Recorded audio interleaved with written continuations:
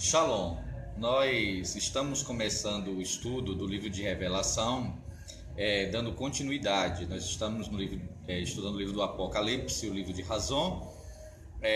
Estamos no capítulo 1, no verso 8. Nós vamos então dar essa continuidade hoje.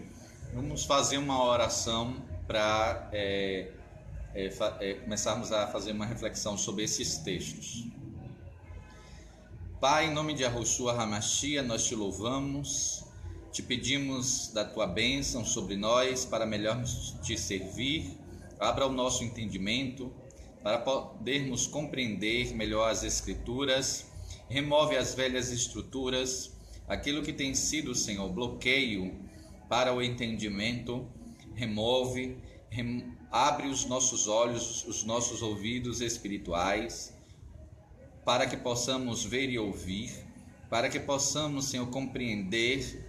Trata com o nosso coração, com a nossa mente, para que possamos, Senhor, adentrar, Senhor, no teu conhecimento de uma forma profunda e assim, Senhor, conhecer mais de ti, para nos prepararmos para aquilo que está por vir, para o nosso dia a dia, para a nossa caminhada contigo. Em nome de Yahushua HaMashiach, amém.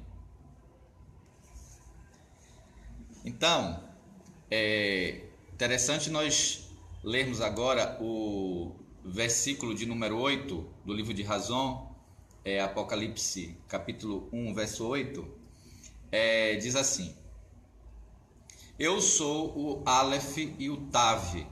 Então, no hebraico, aparece aqui as duas letras. Então, vemos como o Senhor, ele se revela ao seu povo, aos Yehudim, aos judeus, na sua língua, que é a língua hebraica. Então, quando o Senhor se revela a Yohanan, ali em Patmos, se revela na língua de Yohanan, como sempre assim o fez. Então, é dito, eu sou o Aleph e o Tav. Quando essa conversa, dessa revelação do Eterno com Yohanan, com João, na ilha de Patmos, foi passado para o grego, então eles fizeram a correlação. O Aleph é a primeira letra do alfabeto hebraico. Então passaram para o Alfa, que é a primeira letra do alfabeto grego. E o Tav, que é a última letra do alfabeto hebraico, passou então, ao ser traduzido essa conversa para o grego, usou então a letra ômega, que é a última letra do alfabeto grego. Então, na conversa em hebraico foi eu sou o Aleph e o Tav. No grego, então, ficou eu sou o alfa e o ômega. No português seria eu sou o A e o Z. Então, quando o Senhor diz que ele é a primeira letra e a última, o que é que ele está dizendo? Ele está dizendo que ele é o Senhor da comunicação, ele é o Senhor da palavra, e ele é o princípio e o fim, porque aqui está dando a primeira letra e a última. Então, é interessante entendermos isso. Então, eu sou o princípio e o fim. Então, eu sou o Aleph e o Tav. E aí vem a frase Rosh Va Sof, que é o princípio e o fim. Rosh é princípio, o início, o cabeça. E Sof é fim. Então, Rosh Va Sof é o princípio e o fim. Diz Yahu é Elohim. Então, aqui é o Senhor nosso Elohim, Yahweh. E aí ele usa a expressão muito conhecida do hebraico, que é Hahové Verhayá Veyavô, que é eu sou aquele que é, que era e que há de vir. Então, aquele que é, aquele que era, aquele que há de vir, Hahové Verhayá Veyavô. Então, Depois isso foi passado então para o grego. Mas essa conversa é interessante. É interessante que o próprio Messias, quando é o Messias, ele vai conversar, por exemplo, com Paulo, com Shaul, e olha que Shaul, Paulo, falava outros idiomas, inclusive o grego, e Yahushua, quando vai aparecer numa visão, fala com Paulo, com Shaul, em hebraico, porque era a sua língua materna, sua língua nativa, tanto de Yahushua como de Shaul, por ser um Yehudim, mesmo ele tendo nascido fora de Israel, mas a sua língua familiar era o hebraico, a língua de dentro de casa, da qual ele foi criado, né?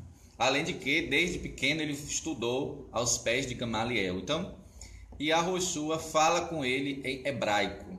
E aqui, o próprio Eterno está falando com Yohanan. E não tem cabimento de achar que foi uma conversa em grego, né? Se a língua materna, a língua natural de Yohanan é o hebraico, e o Eterno se revela ao seu povo hebreu no hebraico. Por quê? Porque é uma língua que tem todo um contexto da revelação. Porque a língua, por exemplo, grega, ela é cheia de palavras da idolatria, cheia de palavras ligadas à questão da idolatria. Então, é interessante te ver isso. Por exemplo, mais à frente, nós vamos ver um detalhe, não hoje, mas em um momento oportuno, que Yohanan vai ter uma visão do trono de Elohim. E quando ele tem essa visão do trono de Elohim, ele vê ao redor do trono o arco colorido. E aí o que acontece? No hebraico é dito arco da aliança, é chamado dessa maneira, é o arco da aliança. O arco do dia, como no dia de chuva. Então é o arco dos céus, no Shammai, mas fala-se muito como arco da aliança, porque depois do dilúvio, o Senhor, ao apresentar ali o arco a Noé, ele estabelece como arco da aliança. Mas como é que é no grego? O grego é uma língua pagã, de origem pagã, onde muitos dos seus termos estão envolvidos na idolatria. E aí como é que eles chamam aquele arco colorido? É o arco íris, né? O arco de íris, porque eles adoravam a Zeus como o principal deus grego, e para eles o que acontece? Existiam vários outros deuses. E Zeus tinha uma mensageira que fazia esse papel de trazer a mensagem dele aqui para a terra, que era Íris.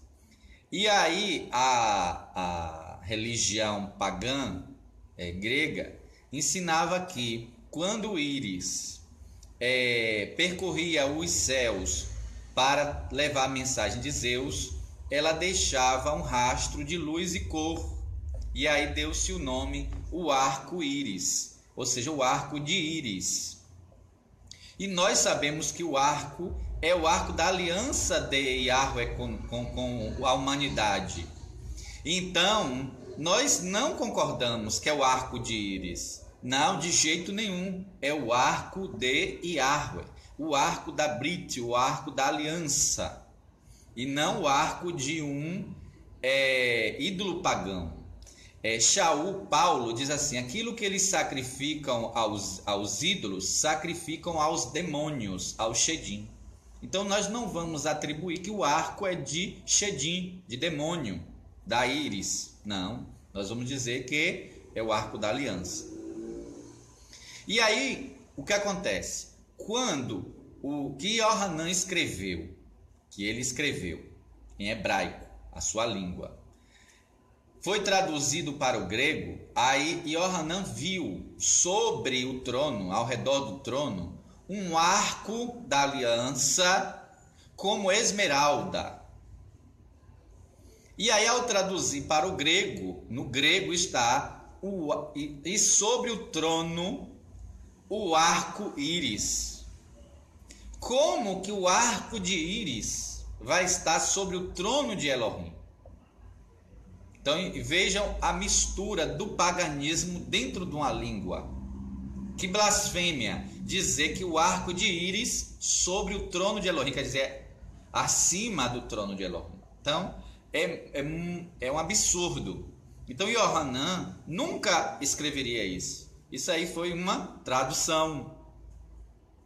Então é importante entendermos esta questão da língua. Porque o próprio historiador, um historiador muito erudito, que estudou muito, Flávio Joséfo, ele é um hebreu, um judeu.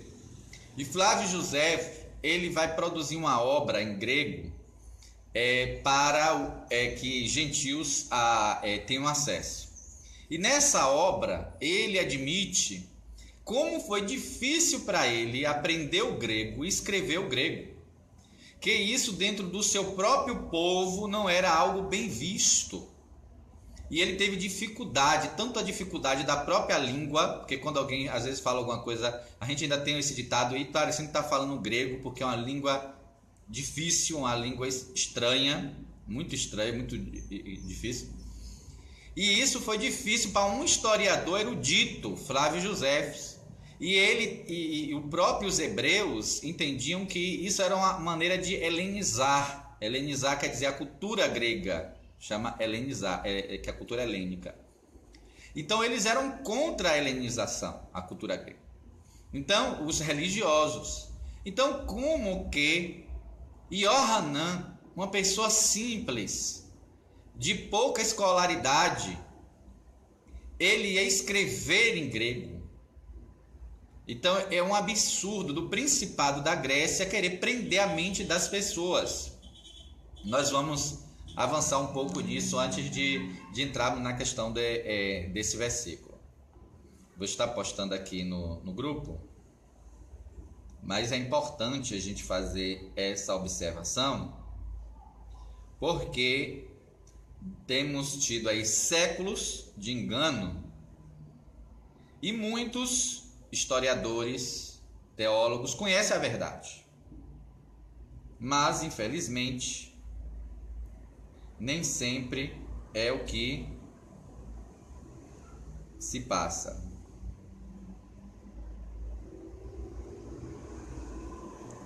Deixa eu estar postando aqui um momento.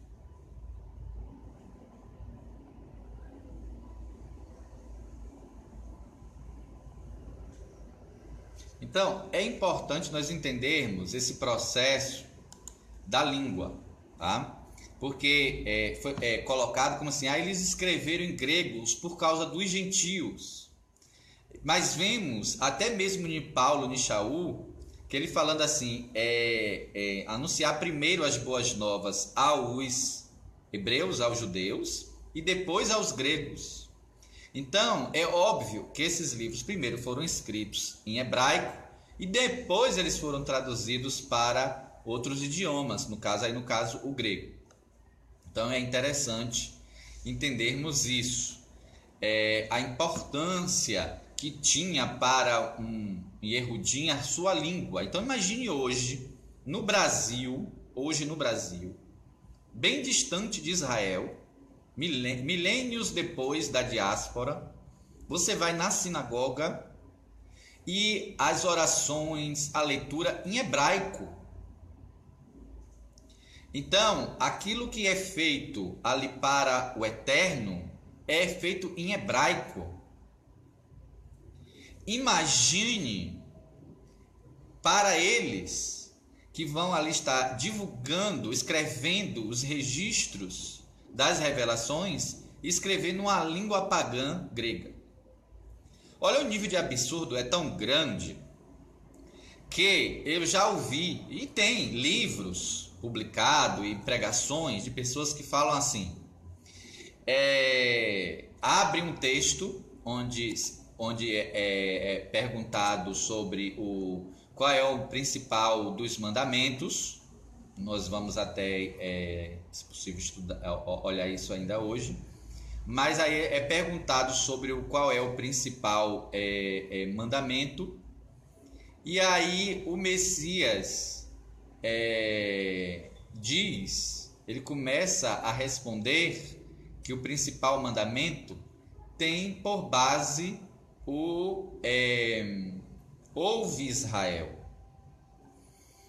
E aí ele começa respondendo e vai falar: e amarás, pois, a Yahweh de todo o teu coração.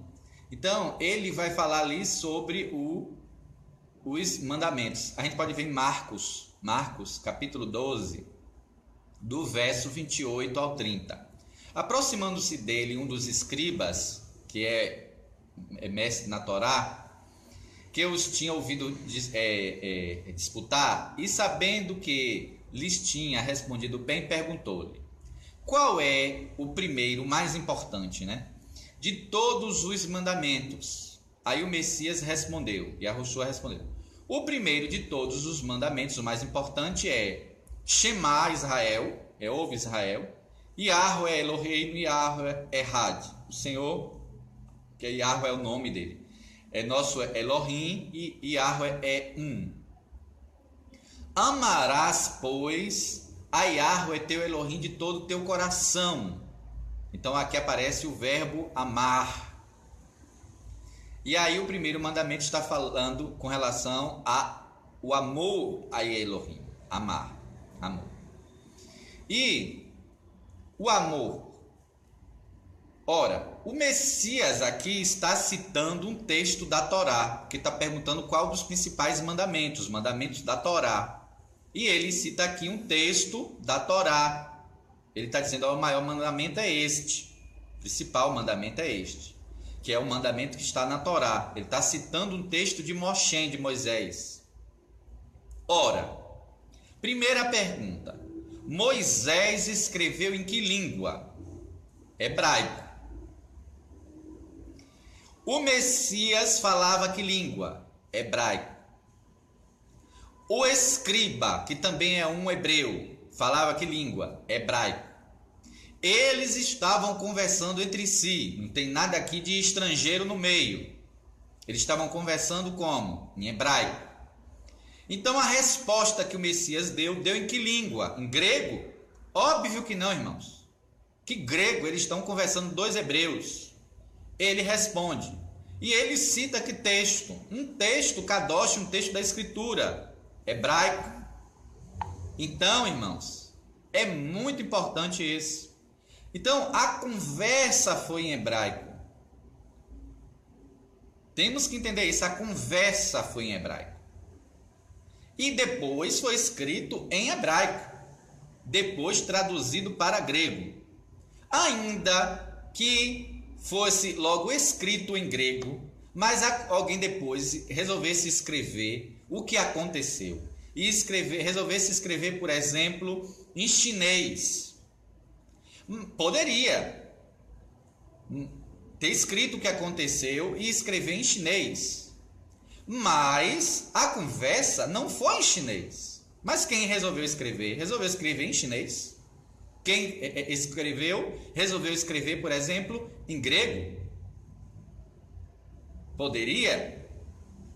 E acreditamos que quem escreveu primeiro em hebraico, por causa da finalidade, da questão da espiritualidade, até da língua. Mas digamos que não tenha escrito em grego ou em hebraico. Alguém, chamado aqui Marcos, escreveu em grego. Digamos que ele escreveu em grego. O fato de ele ter escrito 10 anos, 20, 30 anos depois dessa conversa ter acontecido, e ele resolveu escrever para alguém em grego, para que aquela pessoa que ia receber, que lia grego, entendesse. Digamos que ele vai escrever para um amigo dele que é grego. Então ele vai escrever grego. Agora, a conversa original foi em grego? Não, é dois hebreus conversando há anos e anos atrás, que isso aqui foi escrito décadas depois.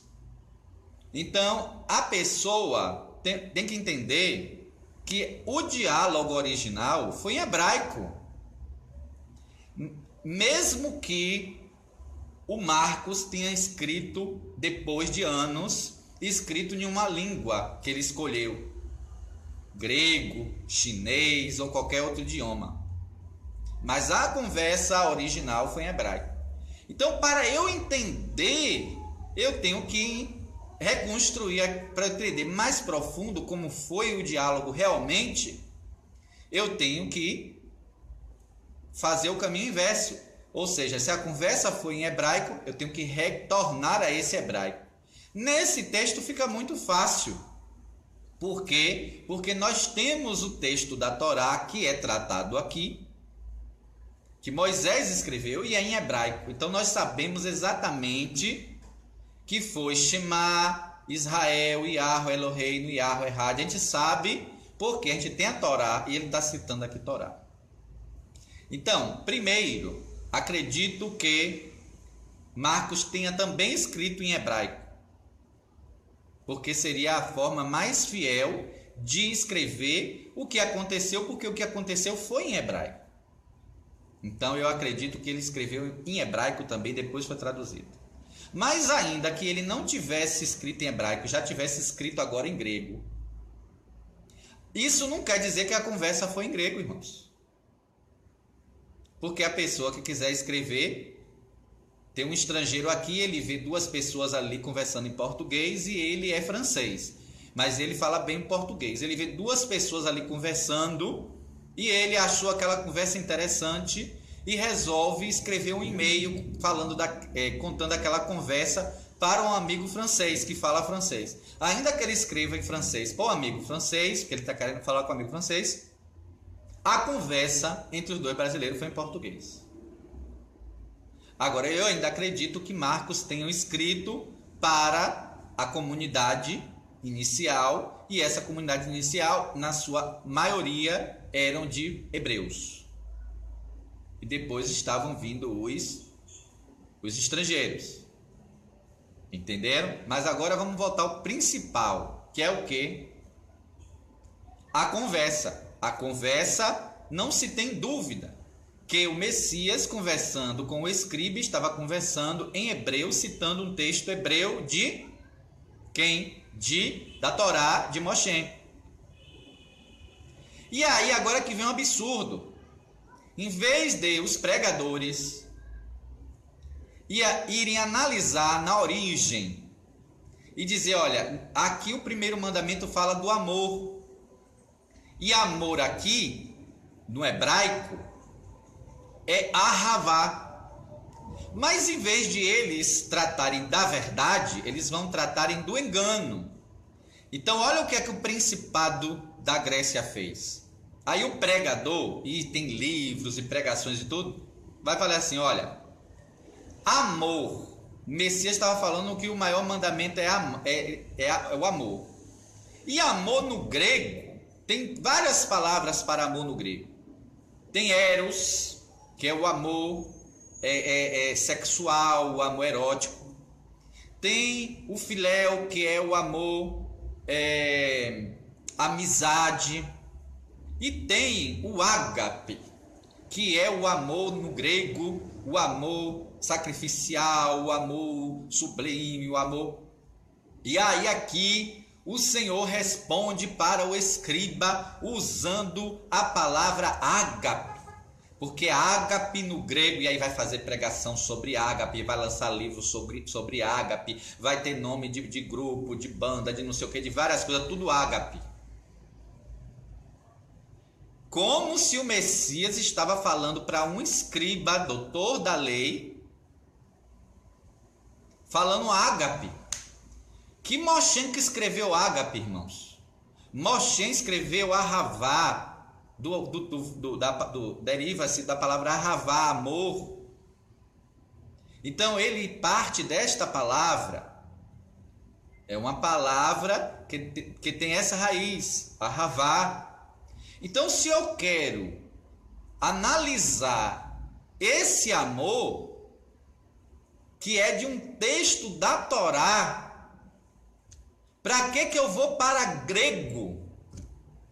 Para que eu vou para essa língua? Então entenderam o que é que o Principado da Grécia fez? Encheu os cursos de teologia de cadeira de grego, uma matéria de grego, para encher de grego na cabeça das pessoas, para o Principado da Grécia prender as mentes dos religiosos, porque a Grécia, ela trabalha na mente, na estrutura da mente, com suas filosofias, com seu pensamento. Porque, meus irmãos, ensinar uma língua não é só ensinar sons e letrinhas, não. Ensinar uma língua é ensinar uma cultura. E foi assim que a cultura do Principado da Grécia se perpetuou dentro da Querrilá, dentro da igreja, por causa desses cursos e desse ensino maligno de que os discípulos, que aquilo ali foi em grego. Como que foi em grego, irmãos? Não tem nenhum grego aqui. Eles estavam conversando, dois hebreus, conversando e falando da Torá, que é hebraica. E quando se cita a Torá, entre uma questão religiosa, que aqui é uma discussão religiosa, é citado em hebraico. Então, a palavra que o Messias usou nunca foi ágape. Ágape foi uma tradução que alguém fez da conversa. Como aqui no Brasil usamos a palavra amor, que é português, amarás, que é do verbo amar, que é português. Mas em outra língua já vai ser outra palavra. Mas o Messias não falou amarás, não usou essa palavra do português. Então, precisamos descontaminar a Carral, a Querrilá, a igreja, desse domínio desse Principado da Grécia, que tem escravizado mentes com essa questão do grego. Você está postando aqui e aí a gente vai avançar.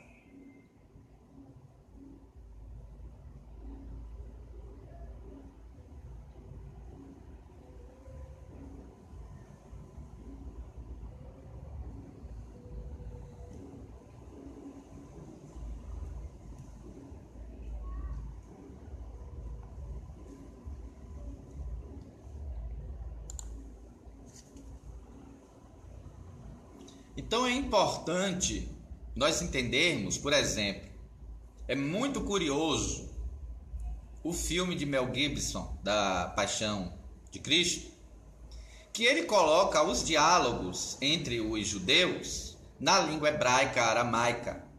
Ele coloca naquela língua em que eles estavam conversando na época. Há essa corrente que até que acha que eles falavam mais aramaico no dia a dia, mas nas questões religiosas era o hebraico utilizado porque estava se tratando das escrituras. Mas existem aqueles também que acreditam que era o hebraico que eles utilizavam, apesar de também saber o aramaico e usar em alguns momentos, em algumas expressões.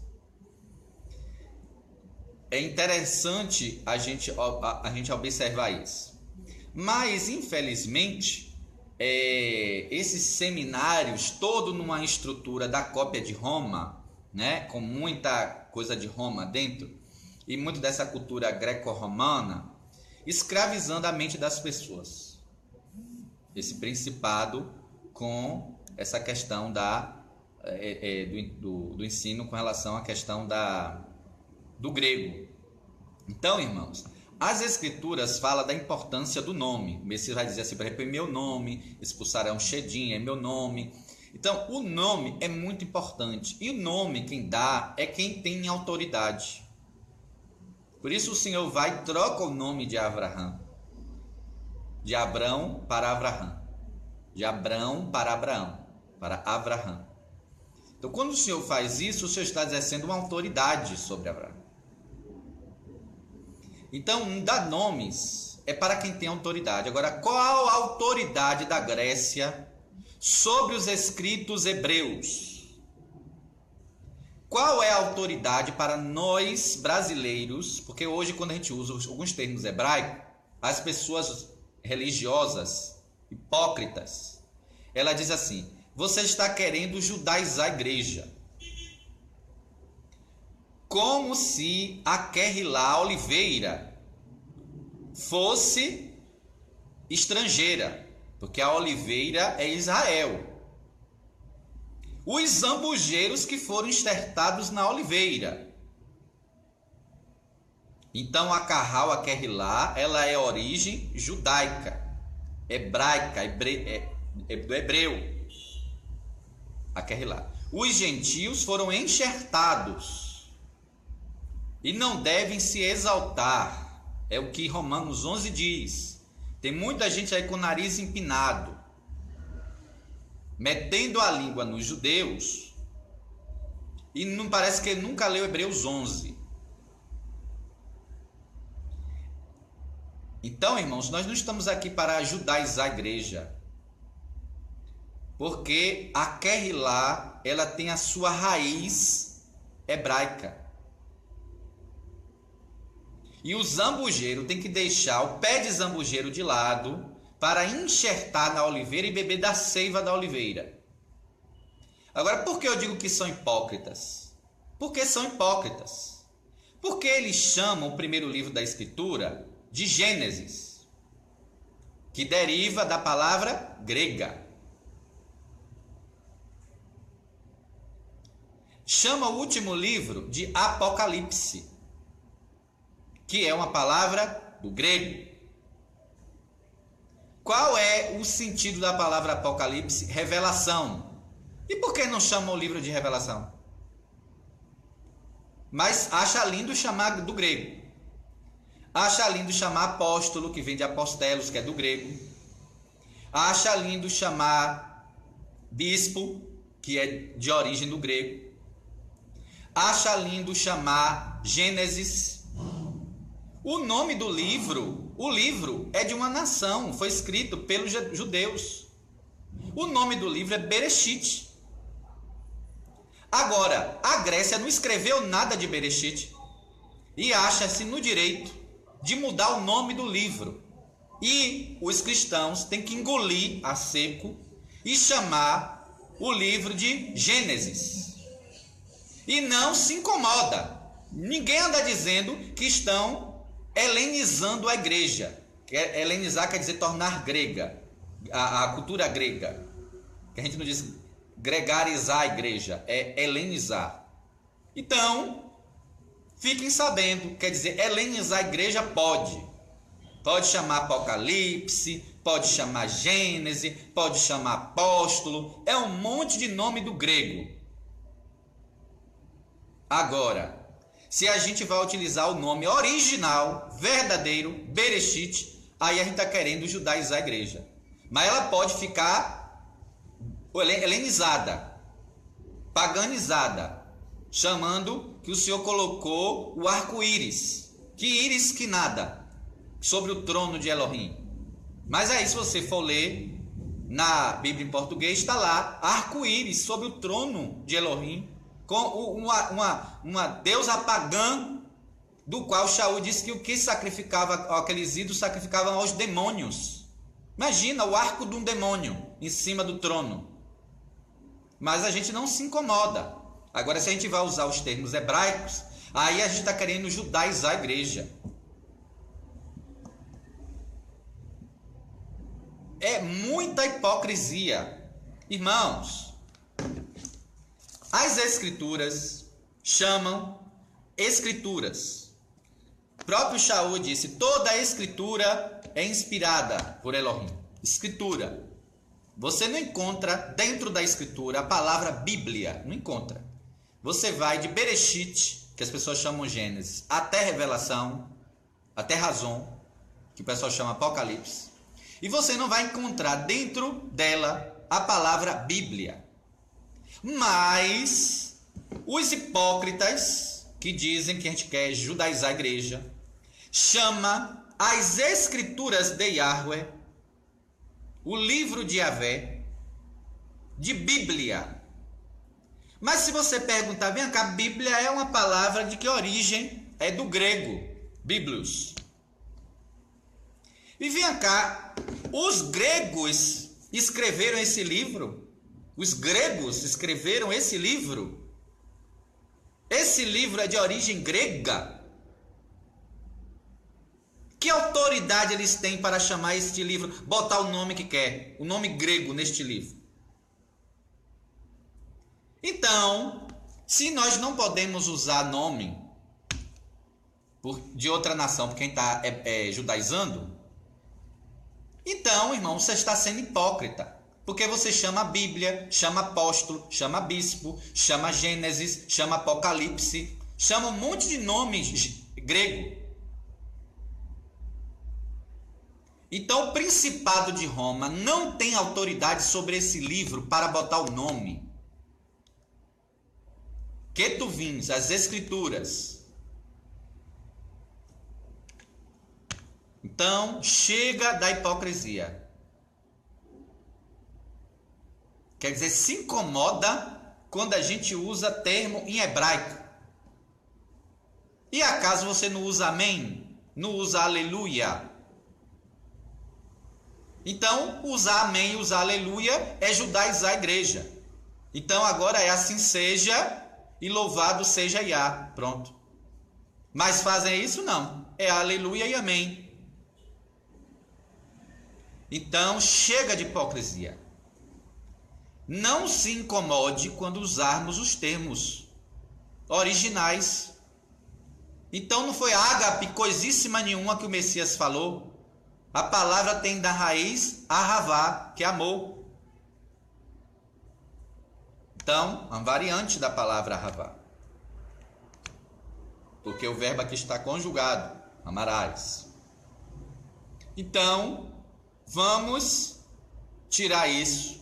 Nós usamos aqui os termos hebraicos, usamos aqui termos no grego que você já está acostumado para você entender, mas começamos a trazer os termos em hebraico para você ir mudando o entendimento, se desligando daquela dependência grega. Agora você está sabendo quem é que está incomodado com isso. Quem está incomodado com isso é o Principado da Grécia.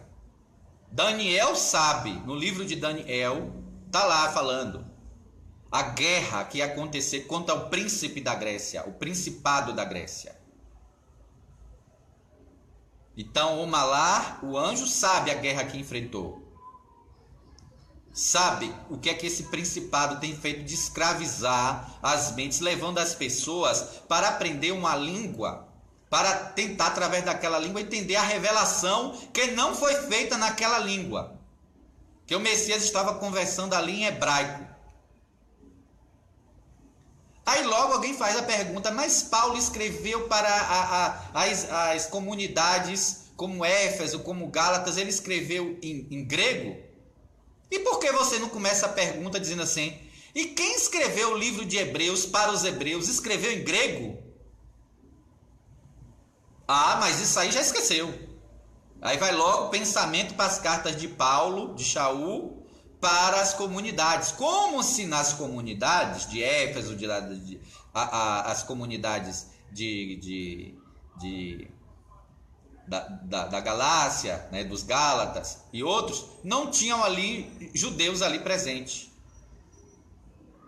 Nós sabemos que sim, as próprias cartas testificam isso. Em outros momentos a gente pode apresentar.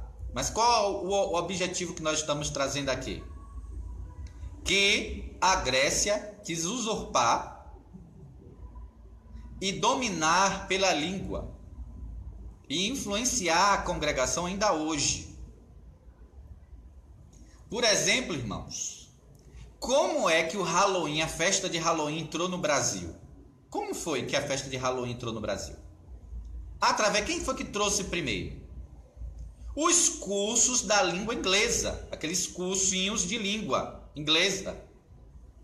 Aí nos cursinhos de língua inglesa, na época do Halloween, eles aí falavam do que era a festa, do que é a palavra, e fazia essa comemoração. E depois isso foi espalhando para as outras escolas normais de fundamental, ensino médio. Mas veio através... Como é que veio essa cultura? Através do estudo da língua. Porque língua não são só palavras. não são só letrinhas. Língua traz uma cultura. Então, estudar uma língua é estudar uma cultura. Então, acontece paralelo a isso o que a Grécia fez. Então, colocou na cabeça das pessoas que os escritos foram feitos, escritos primeiro em grego, que as conversas foram em grego. E aí as pessoas sumiu com os manuscritos, que a gente não sabe onde estão os originais, para assim escravizar a mente das pessoas dentro de uma cultura. Então, para a pessoa entender o que é o tal do ágape, o que é o tal do Eros, o que é o tal do filéu, eles vão ter que entrar dentro da cultura grega para entender aquela palavra lá. E assim mantendo vivo esse domínio do principado. Então está repreendido em nome de Yahushua HaMashiach. Vamos entender isso.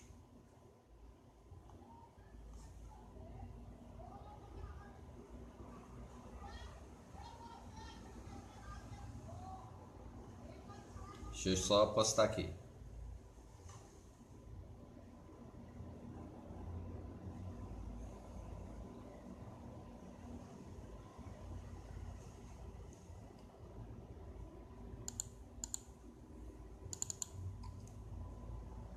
Eu vou estar procurando aqui um arquivo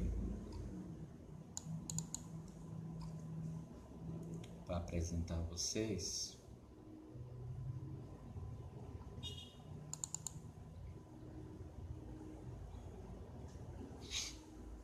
Tentar encontrar aqui, só um instante.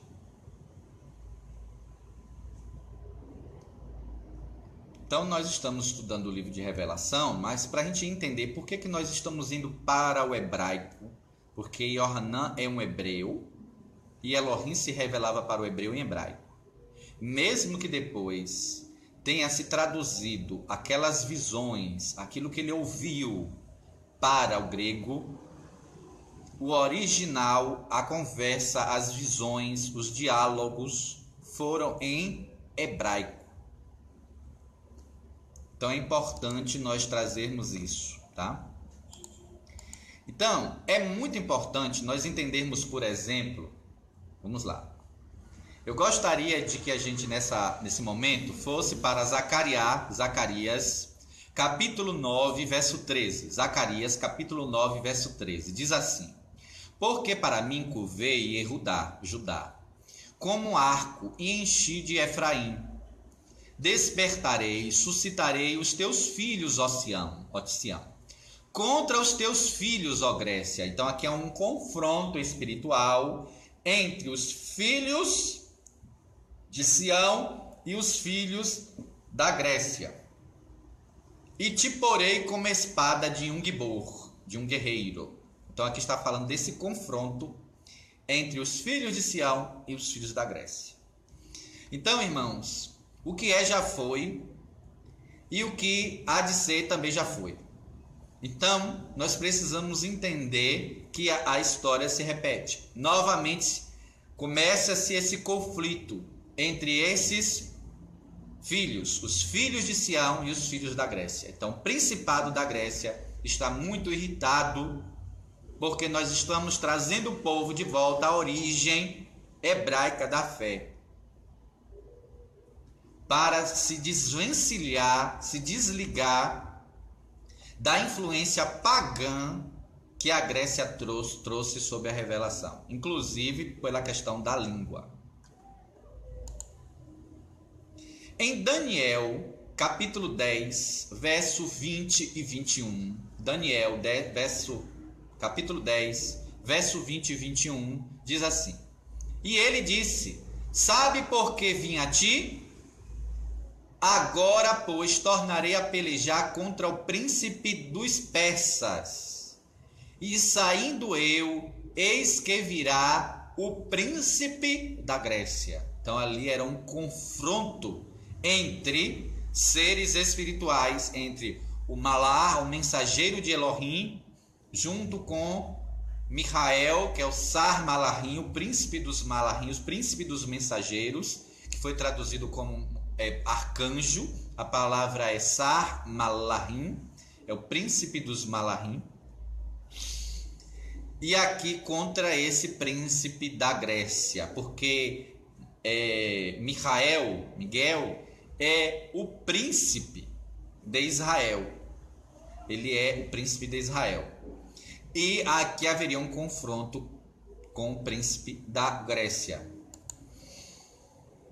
Então, mas eu te declarei o que está registrado na escritura da verdade. Não está na Bíblia, tá? É na escritura da verdade.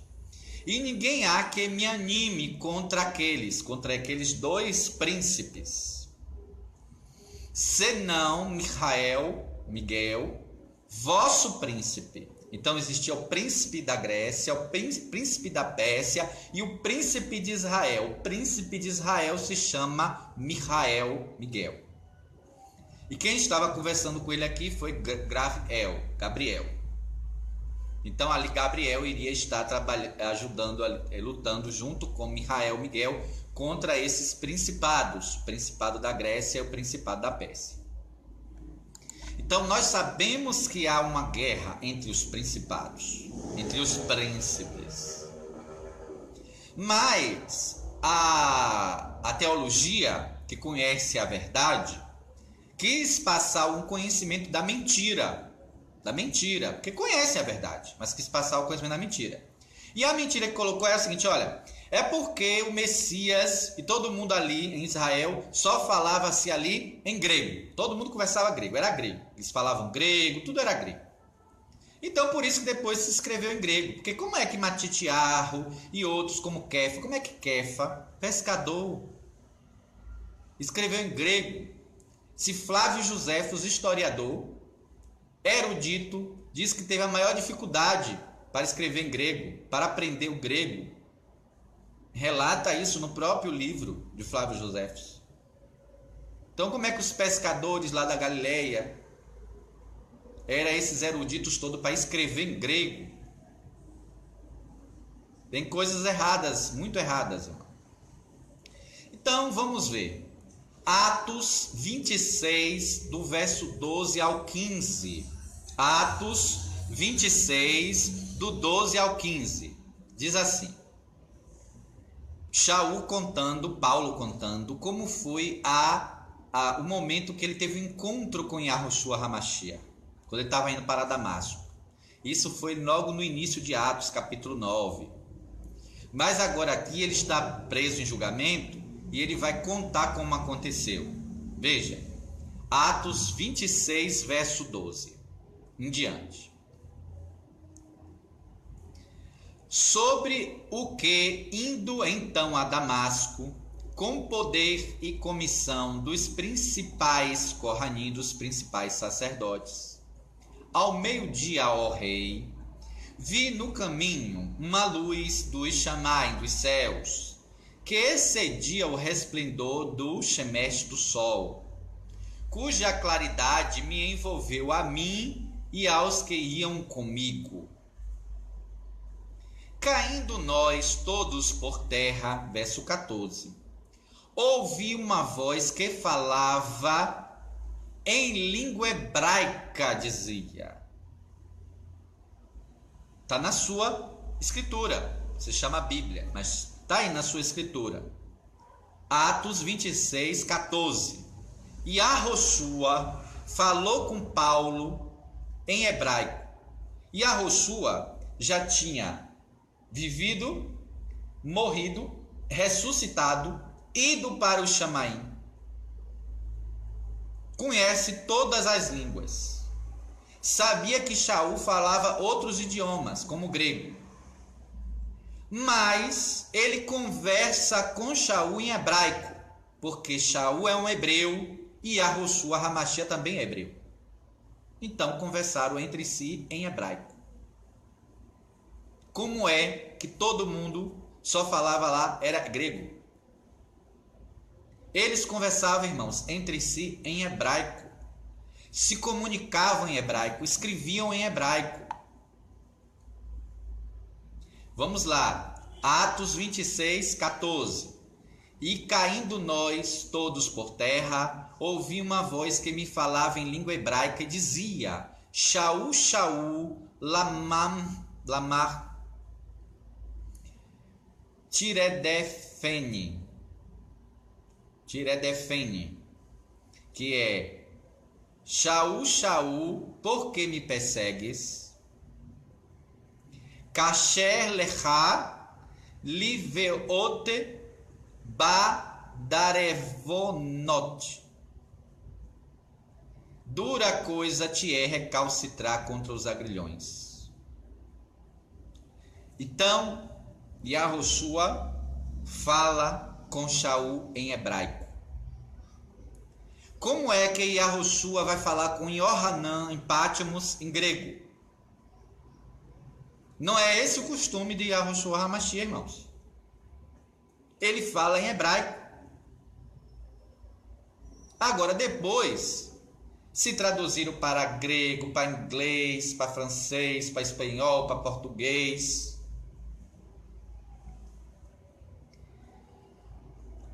Aí, como é que Shaul responde? Está falando com ele em hebraico, ele vai responder como? Ele é hebraico, óbvio.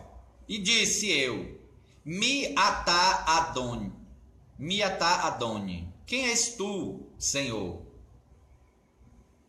E ele respondeu: Anochi Yahoshua Asher atá Rodef. Eu sou Yahoshua a quem tu persegues.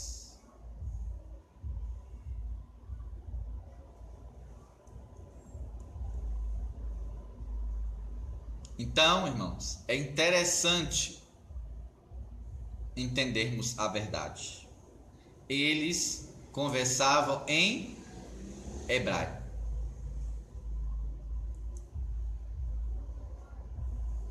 Shaul, Paulo,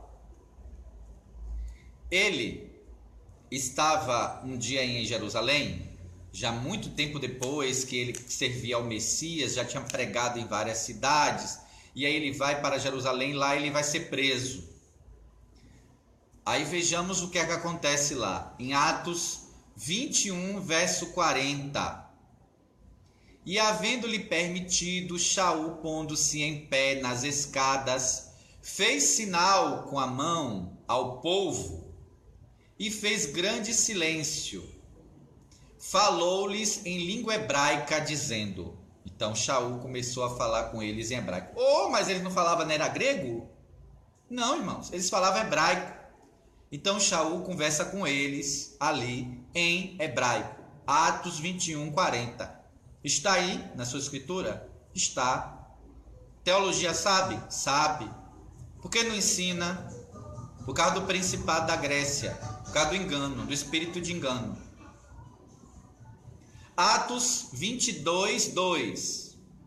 Quando ouviram que Shaul, ele, lhes falava em língua hebraica, guardaram ainda maior silêncio, porque eles têm toda uma reverência ao hebraico.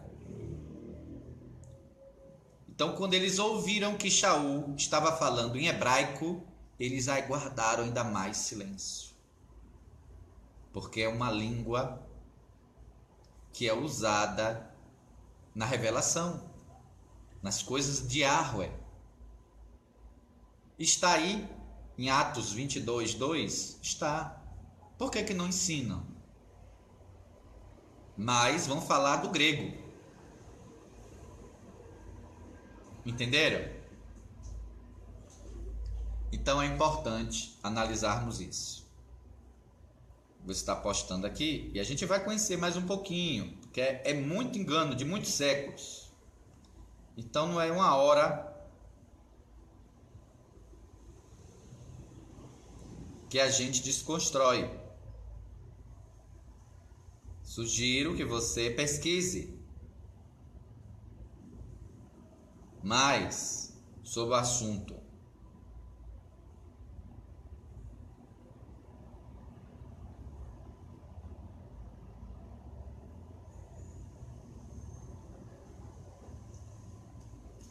Então vamos para Marcos. Marcos capítulo 5. Hã? Marcos capítulo 5, quando o Messias vai ali ressuscitar aquela menina, no verso 41, ele tomou a mão da menina e disse, Talita cumi.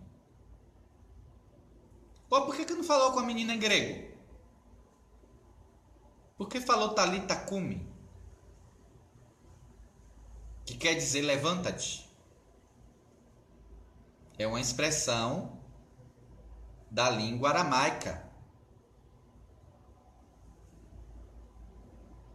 Então, não falou com ela em grego, falou com ela em aramaico. Então a criança conhecia aramaico. Então qual era as expressões que se usavam mais? Era se falava em hebraico e aramaico.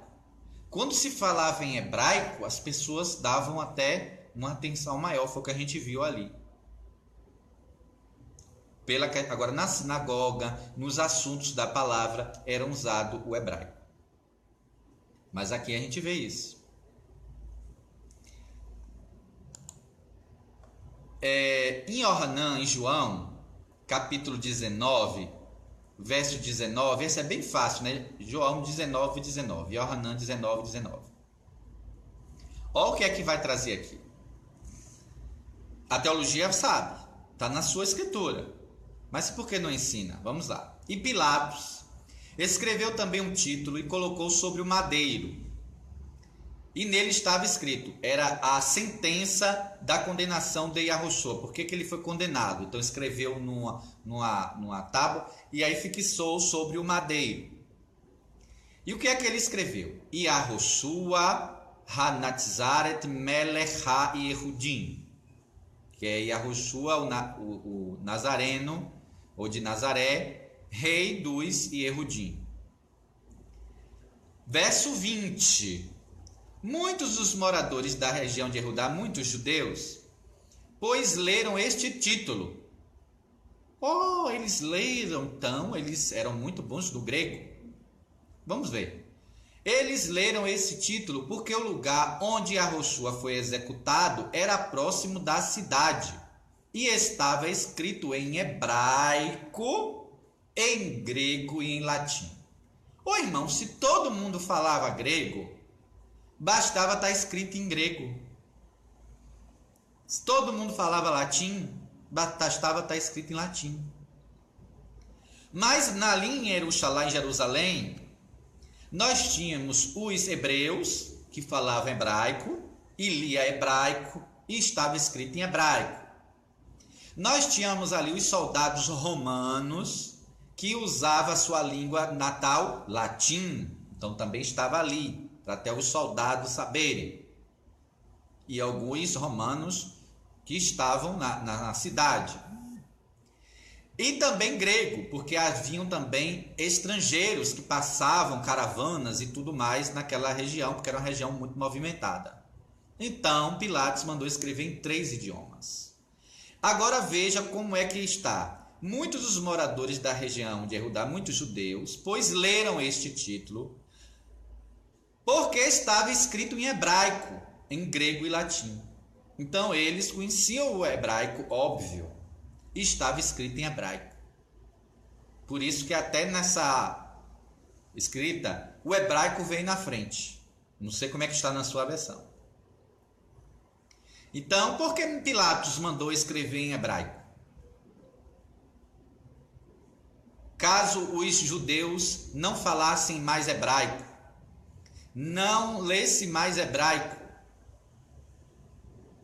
se eles conheciam bem o grego, para que escrever em hebraico? Será que os discípulos do Messias, que eram hebreus, de pouca escolaridade, escreveram as boas novas em grego? Irmãos, está aí Pilatos, para se fazer entendido, teve que colocar lá no hebraico, para o povo hebreu entender. Tenha paciência, né? Então, a língua que eles usavam era o hebraico e às vezes o aramaico em algumas atividades. mas nas espirituais, o hebraico. Então está aí para não deixar dúvida.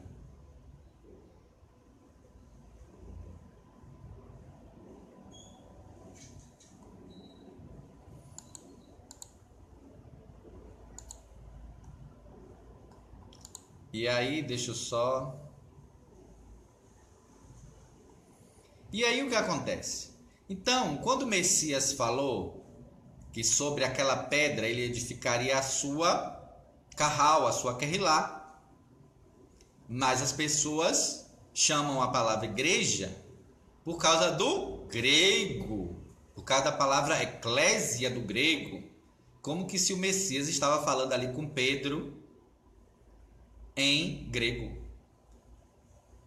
E ele estava falando com Kefa. Tu és Kefa. E sobre esta Kefa, sobre esta pedra, eu restaurarei, que esta é a palavra, a minha carral, a minha congregação. Minha congregação. Então, como houve essas traduções, as pessoas usam hoje termos aportuguesados derivados do grego. Então, isso é como batismo. Se a gente hoje falar teve lá, a gente está querendo judaizar a igreja. Mas eles podem falar batismo, que é uma adaptação da palavra baptismo do grego. Mas nós não podemos falar teve lá, que a gente está judaizando a igreja. Agora eles podem ficar cheios do principado da Grécia. É Bíblia, é Gênesis, é Apocalipse, é Evangelho. Olha que Yohanan, o imensor João Batista, um hebreu, estava lá. Arrependei-vos e crede no Evangelho. Que Evangelho que Yohanan está falando lá com os Yehudim, com os hebreus, com os judeus? Ele está falando Evangelho, que é do grego. Ele está falando em hebraico, da Bessorotovot, das boas novas. Não é Evangelho. Mas se a gente usar hoje Bessorotovot, aí a gente está judaizando a igreja. Agora a gente pode chamar Evangelho, que é de evangélicos, que é grego. Aí a gente pode. Tá tudo bem, porque é do Principado da Grécia. Tá repreendido em nome de Yahushua HaMashiach. Então, mudam-se os nomes das escrituras, das Ketuvim para a Bíblia, de Bereshit para Gênesis, de Razon para Apocalipse, de Bessorotovot para Evangelho, de Tevilá para batismo, de Shaliach para apóstolo, de Querrilá ou Carral para igreja. E aí, irmãos, quando muda, não muda só o nome, muda o conceito, porque as pessoas vão querer entender essas palavras na sua origem. E que origem? No grego. Aí vai lá se encher da cultura pagã grega para entender o que quer dizer isso aí. Por que não vai então realmente para a origem, da onde isso nasceu? Olha que Yohanan no deserto estava batizando um hebreu com outro hebreu, batizando. Baptismo. Baptismo é grego. Aquilo ali não aconteceu em grego, irmãos. Aquilo ali aconteceu em hebraico. E a palavra teve lá. Aí fica uma briga para saber o que quer dizer a palavra batismo. Batismo vem da palavra baptismo do grego, porque o grego, e aí vai entrar e mergulhar no grego e vai ficar perdido lá no grego. Então, para entendermos o livro de Revelação, precisamos romper com esse conceito. Porque se formos pensar por uma mente grega, uma revelação em hebraico não bate. vai querer calcular o 666 no alfabeto grego, ou pior, com números romanos, como eu já vi aí, pega as letras em números romanos e aí vai querer achar o 666. Irmãos, o alfabeto hebraico, cada letra é um número, cada palavra forma um número, todos os nomes é um valor numérico, porque não existe o alfabeto e os números hebraicos, é só alfabeto e o alfabeto é usado para tudo. Então a revelação foi em hebraico e temos que entrar no hebraico para entender. Senão vamos laborar em erro. Então, eles deixaram de usar Elohim, Mashiach, Ruach HaKodesh, Kehillah, e aí Torá, e aí passaram a usar um monte de outros termos para grego, cheio do conhecimento da cultura grega, cultura essa que é pagã, idólatra, feiticeira e imoral, e outras coisas mais.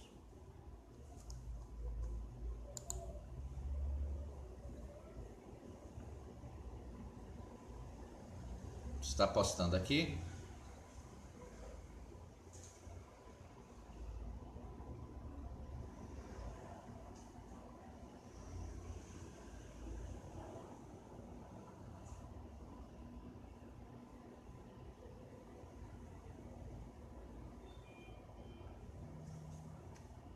Bem, e aí, por que nós estamos estudando isso para o Apocalipse?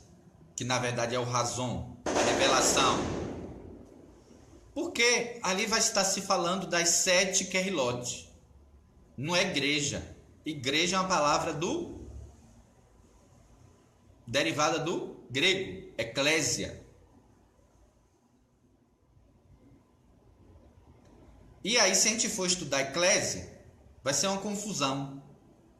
Porque a palavra eclésia, ela tem origem na Assembleia Política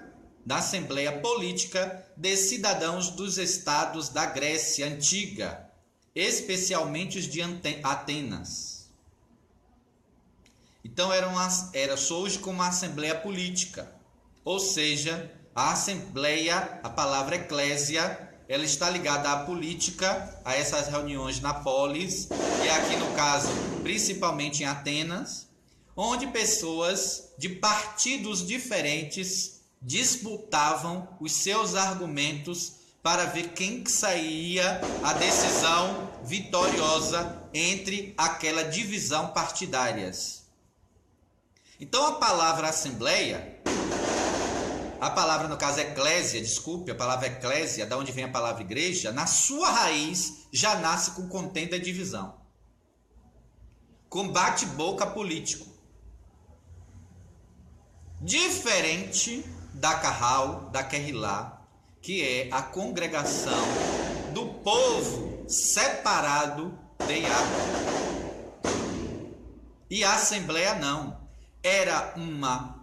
A palavra eclésia não. A palavra eclésia era uma reunião, não, na sua origem, não para buscar Yahweh, mas para se separar, para bater boca política, para decidir os destinos políticos, a decisão da polis, da cidade, entre seus diversos partidos. Então ela já envolve em si a divisão. A essência da eclésia já é de divisão, na sua raiz. Ela era a principal assembleia da democracia. A eclésia era para a decisão do povo. Mas na congregação de Yahweh, quem determinava as coisas é ele. É diferente. Então, são diferentes as origens. A eclésia, por ela, eram eleitos. os magistrados e os outros funcionários públicos pelo voto. Você pode fazer uma pesquisa dessa palavra. Hoje, tanto acesso à informação, vá ver a origem da palavra eclésia e vá ver dentro da escritura a palavra carral, como era que o Eterno congrega ali o seu povo e manda Moshe congregar o seu povo na frente ali da tenda da revelação, que ele iria falar, que ele iria dar os comandos. É totalmente diferente, irmãos. Eclésia era uma reunião política e tinha na origem da palavra, era inerente à palavra eclésia, as divisões, facções e os partidos. Não havia necessidade de se reunir a eclésia se só tinha só um grupo. Ia debater o quê? Decidir o quê? Não era a democracia. Então, a assembleia eclésia, a eclésia, na sua origem, na inerência da palavra, estava divisão, facção e partido. Então, nunca que o Messias veio restaurar isso sobre a pedra. Que eles nem usaram o termo restaurar, botou: sobre esta pedra edificarei a minha igreja, a minha eclésia. Agora ele virou um político. Vai agora fazer uma reunião política com divisão, facção e partido. Por isso, irmãos, que há muita divisão no que se chama igreja. É divisão, é facção e é partidos. E é a politicagem misturada até hoje. Por quê? Porque é do próprio principado da Grécia, é do própria origem da palavra. Está contaminada na origem. Aí quando a gente quer usar o termo carral, quer rilar, aí a gente quer judaizar a igreja. Quem é que está enraivado, irmãos? É esse principado da Grécia. Divisão, facção e partido é o que é inerente à palavra eclésia. Os teólogos que estudam grego sabem disso? Sabem. Pior que sabem. Por que não ensinam? Porque não tem interesse. Porque quer esconder a verdade. Ou porque estão cegos. Vamos para Gálatas 5, 19 a 21. Gálatas 5, 19 a 21. Ora, as obras da carne são manifestas, as quais são fornicação, aí vai dizer vários.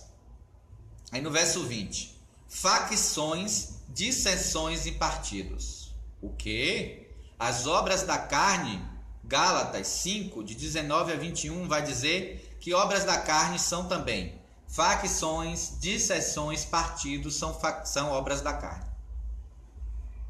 Como é que o Messias ia vir estabelecer uma tal de eclésia, cuja sua raiz inerente é divisão, facção e partido, se divisão, facção e partido são obras da carne?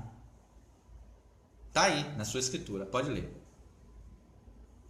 E o verso 21, daí de Gálatas 5, 21 diz: e outras coisas semelhantes, tem mais coisas que são obra da carne, contra as quais vos previno, como já vos preveni, que os que tais coisas praticam não herdarão o reino de Elohim.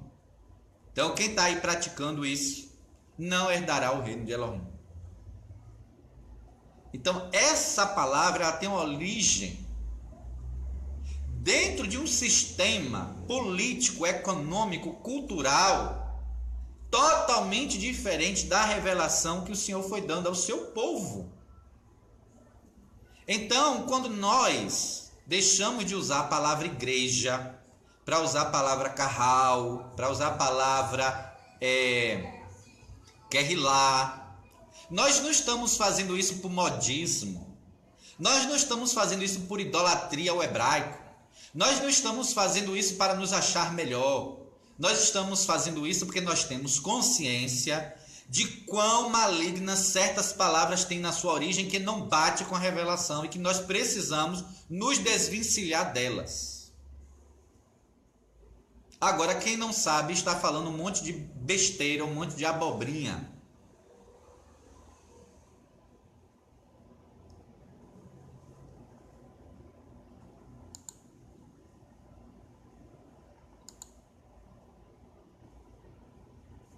Então, deixa eu ver se tem mais algum aqui. Então, nesse momento, né, é importante a gente mostrar esse crescimento, né, dos Yehudim, dos judeus, nas congregações. Também, porque isso aí também, esses religiosos, eles enganam. Eles escondem essa realidade do hebraico e eles também colocam assim, olha, os judeus matou Jesus.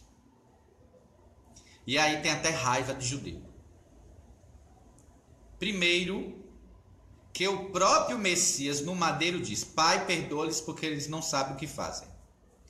Você acha que o Pai ia negar a última oração de intercessão do Messias? O Messias no madeiro intercedendo e o Pai ia negar. Então, se o Pai não negou, para que você ainda apura isso? Para que vai perseguir? Não tem perseguição, irmãos. Segundo, não foi o povo, foi um grupo político religioso ali. Não foi o povo lá de Belém nem sabia, o povo lá da Galiléia nem sabia. Foi prenderam ele de noite e 6 horas já estava em julgamento na mão de Pilatos para condená-lo. Depois da indas em vinda para Herodes, volta para Pilatos, já deu sentença. 9 horas da manhã ele já estava pregado no madeiro. Não houve tempo dos outros saberem. Não tinha Facebook, não tinha canal ao vivo, não tinha nada disso. Não tinha WhatsApp, celular. Não foi o povo, foi um grupo. Um grupo que era o Sanedrim, Sinédrio. Não foram todos do Sanedrim, aqueles que compareceram naquela reunião de noite, ilegal. E a manipulação de um grupo de pessoas que coube no pátio ali de Herodes, que era um local também pequeno, porque o termo usa a palavra a multidão, aí a pessoa pensa que é milhares de pessoas, mas estrategicamente aqueles espaço até era pequeno para evitar uma rebelião, uma coisa grande, mas é a palavra que se dá, é porque a partir de um grupo de pessoas já é considerado como uma multidão, mas não é no nosso conceito de multidão exagerada. E aí condena. Então aí as pessoas dizem assim, olha, e aí porque eles não quiseram nada com o Senhor então abandonou e foi para os gentios. Que ideia! Tem Atos na escritura, mas o principado da Grécia cegou o entendimento dos incrédulos. Porque é incrédulo, não crê no que está escrito, é incrédulo. Acha que incrédulo é só aquele que está lá fora. Mas se não crê o que está aí, está incrédulo. Olha aí o que é que Atos 1,15 diz. Naqueles dias, Atos 1,15, naqueles dias levantou-se Kefa no meio dos irmãos, sendo o número de pessoas ali reunidas cerca de 120. Então, em Atos 1, o grupo dos Talmidim ali em Jerusalém, eram 120. Agora vamos para Atos 2, verso 41. De modo que foram, ali nos dias de Shavuot e Pentecostes, quando pregou ali para os judeus, os Yehudim, os judeus, foram imersos, feita Tevilá, os que receberam a palavra, que é o capítulo 2, verso 41, e naquele dia agregaram-se quase 3.000 almas. Então, de 120, juntou mais quase 3.000, então foi para quase 3.120. Isso em Atos 2, 41. Deixa eu postar aqui para a gente avançar.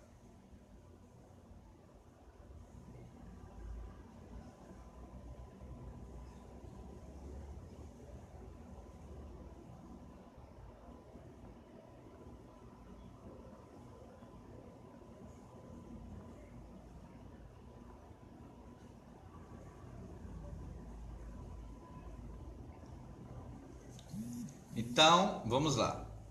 Agora, em Atos 2:47. Então, era 120, depois foi juntou mais quase 3.000 almas, então já foi para quase 3.120. No capítulo 2, verso 47.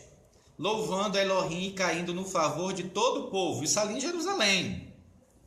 E cada dia nosso Senhor acrescentava aqueles que iam sendo salvos em meio a Querrilá. Tinha conversão diária de judeus ao Messias. Isso está em Atos 2:47. Cada dia ia se convertendo pessoas. Aonde? No meio dos gregos? Não, em Jerusalém. A mensagem nem para gentil tinha sido pregada ainda. Vai ser pregado lá em Atos 10 com Cornélio. Então as suas escrituras, está vendo aqui, ó, só em um dia, em uma pregação, foi quase 3.000 almas de judeus. Depois vai dizer que cada dia o Senhor ia acrescentando pessoas, no plural. Agora vamos para o capítulo 4 de Atos. Atos capítulo 4, verso 4. Muitos, olha o termo, muitos, não são poucos, como os antissemitas dos púlpitos andam pregando que os judeus não quiseram nada com o Messias, generalizando para todo mundo. Não é isso a verdade. Muitos, porém, dos que ouviram a palavra, creram. E se elevou o número dos homens, não está contando aqui mulheres e crianças, e se elevou o número dos homens a quase 5.000. Atos 1 era 120. Atos 4 já elevou-se o número de homens para quase 5.000. Quando você coloca mulheres e crianças, você tem aqui um número muito maior. Vamos botar só as mulheres com os homens. Se for 1 para 1, você tem aqui quase 10.000. Isso em Atos 4. Pouco tempo de pregação. E a cada dia o Senhor ia acrescentando. Nós lemos isso. Mas a teologia mente, esconde, deturpa e não ensina. Ensinou um ódio contra os judeus. Nós estamos vendo aqui um grande número. Você tem determinadas congregações hoje que não chega a 5.000 homens. E ali existia quase 5.000 homens. E com as mulheres, então hoje tem lugares que não tem 5.000 contando com as mulheres e com as crianças. Ali tinha 5.000 só homens, fora as mulheres e as crianças. Imagine a quantidade de talmidim, discípulos. Mas e quando a gente chega no capítulo 6? Esse crescimento parou? Esse crescimento diminuiu? Como é? Vamos para o capítulo 6, verso 1. Marque aí nas suas escrituras, se quiser. Ora, naqueles dias, crescendo o número dos discípulos. Irmãos, e por que não se prega isso? Isso aqui é Atos 6. Não tinha um gentil no grupo. Ora, naqueles dias, crescendo o número dos talmidim, e aí vai se falar que aí houve um problema na distribuição do alimento com as viúvas dos judeus de língua helênica, de língua grega. Por quê? Porque havia os judeus nascidos em Israel e havia os judeus nascidos fora de Israel. Então aqui havia uma disputa, quer dizer, na verdade não é disputa, aqui houve um problema na distribuição, entre os helenistas, quer dizer, os judeus de língua grega, ou seja, não é língua grega só que eles só falavam grego, eles falavam hebraico também, mas eles vieram de lugares de língua grega. Eles falavam dentro de casa hebraico, mas vieram de lugares de língua grega. Então aqui havia uma divisão, tinha que dividir igual, mas aqui houve um problema na divisão, porque cresceu muito o número e essa divisão ali não estava sendo bem feita. Então agora eles resolvem se arrumar para poder dividir direito. Então o que eu quero destacar, que no verso 1 diz que estava crescendo o número. E aí cresceu, aí parou. Não, vamos para o versículo 7. Atos 6, verso 7. E divulgava-se a palavra de Elohim, de modo que se multiplicava, não é mais crescia, se multiplicava muito. Ó, irmãos, preste atenção nas palavras. Multiplicar já é uma coisa tremenda. Agora imagine multiplicar muito. Sabe o que é multiplicar? Agora, o que é multiplicar muito? E isso aqui não tem gentios. E divulgava-se a palavra de Elohim, de modo que se multiplicava muito o número dos talmidim, dos discípulos, em Jerusalém. E agora a bomba. E muitos, não é um nem dois, muitos Kohanim, sacerdotes, obedeciam a Emuná, a fé, ou seja, criam em Yahushua, se voltavam para Yahushua Hamashiach. Muitos sacerdotes. Mas Roma mentiu, e essa mentira tem enganado a muitos com ensino de demônios. E aí quando a gente quer trazer a verdade, quer judaizar a igreja. Agora, o que é que eles fizeram escondendo isso da congregação?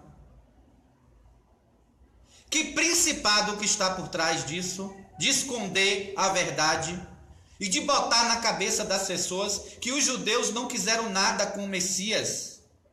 E que por isso, que aí o Senhor abandonou e aí o Senhor se voltou para os gentios.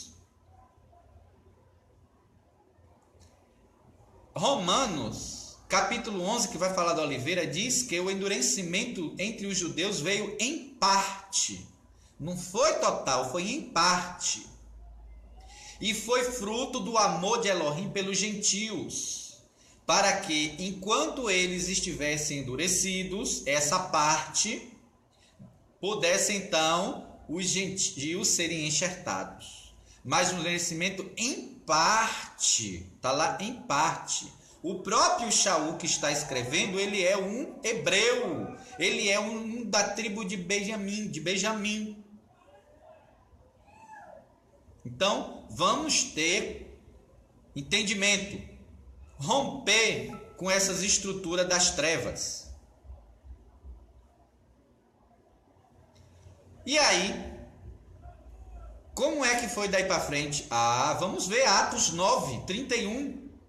Ainda estamos antes de Cornélio, antes de Gentio. Atos 9, 31.